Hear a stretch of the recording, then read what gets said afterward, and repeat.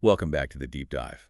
Today we're really getting into the weeds on Thunderbird County. It's quite a story. It really is. Our plan is to sort of unpack its transformation, from this land of hope to, well, something much darker. We're using Isaac Cooper's report from the St. Genis Times-Tribune. Gold, greed, and a land reborn.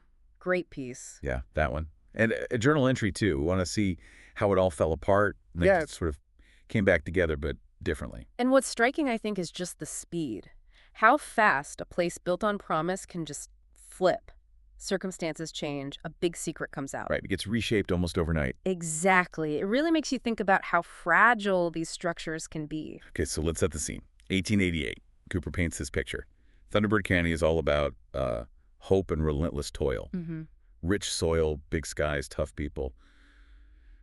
Settlers carving out homesteads, ranchers breaking horses near Citadel Rock. Real frontier stuff. Totally.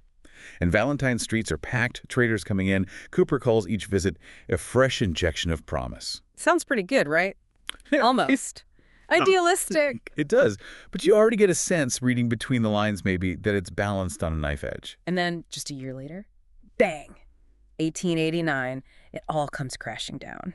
Yeah, the Great Departure, as it's called. It wasn't just one thing. It was like a triple whammy. Okay, what happened? First, this brutal, unforgiving winter, just relentless. Okay. Then, right after that, a deadly fever rips through the communities. People are already weakened, vulnerable. Oh, man. And then the final nail in the coffin, the old silver vein they relied on, it just collapsed, completely gave out. So winter, sickness, and their main resource just gone. All at once. Families just packed up whatever they'd carry. The report says they vanished like fading ghosts, left behind skeletal towns, empty mines, just silence. Wow. Such a stark image. All that hard work just abandoned. Yeah, it shows you how fragile those early settlements were, A few bad breaks and years of effort could just evaporate.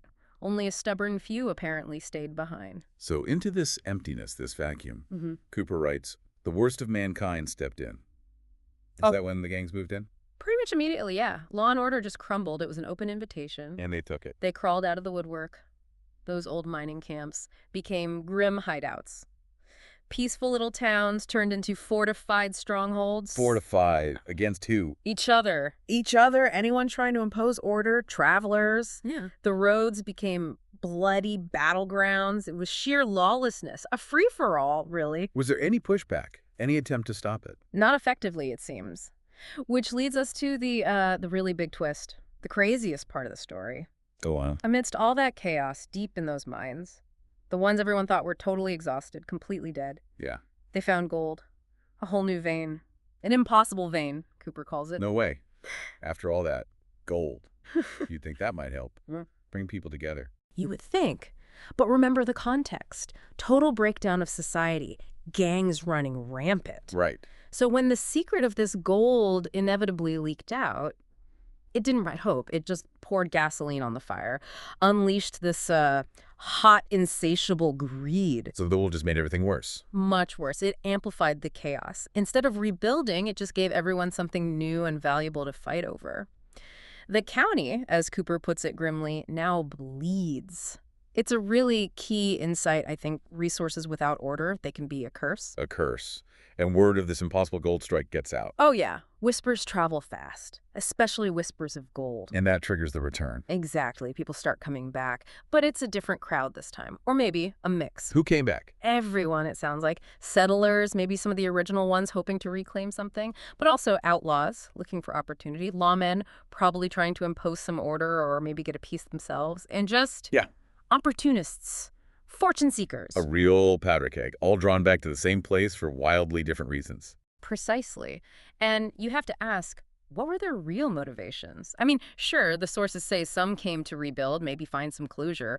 Others definitely came back to settle old scores. Plenty of bad blood, I'd imagine. Makes sense. But Cooper suggests, and it feels right, that many, perhaps most, came simply to get rich. Full stop. No matter the cost, no matter whose blood stained the dust. So the old Thunderbird County, the one built on hope and toil, that's gone forever. Undeniably dead, yeah. What's happening now is something else entirely.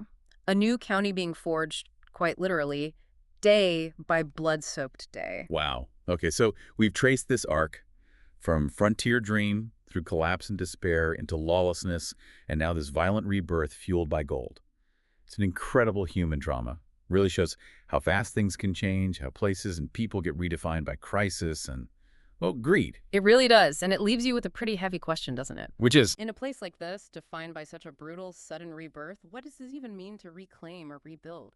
Especially when the very ground you're standing on is soaked in blood spilled for this new wealth.